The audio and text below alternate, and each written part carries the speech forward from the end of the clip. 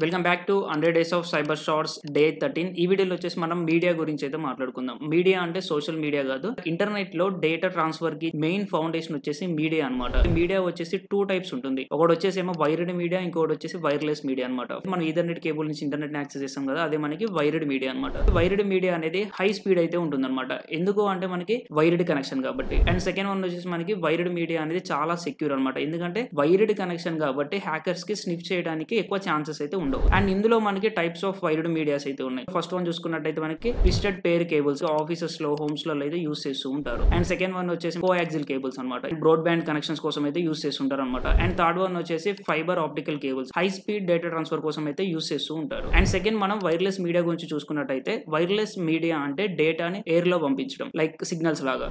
ఓకేనా, సో ఇందులో మనకి ఇంకా టైప్స్ అయితే ఉంటాయి అనమాట. అందులో ఫస్ట్ వన్ వచ్చేసి వైఫై అంటే మనందరికీ తెలిసిందే. అండ్ సెకండ్ వన్ వచ్చేసి బ్లూటూత్ అనమాట, షార్ట్ రేంజ్ కనెక్టివిటీ కోసం. అండ్ థర్డ్ వన్ వచ్చేసి మనకి cellular network like 4G 5G అలా. అండ్ ఫైనల్ వన్ వచ్చేసి ఇన్ఫ్రారెడ్ అనమాట. టీవీ రిమోట్ లాంటి డివైజెస్ ని డెవలప్ చేయడం కోసం అయితే ఇన్ఫ్రారెడ్ మీడియా అయితే యూస్ చేస్తూ ఉంటారు.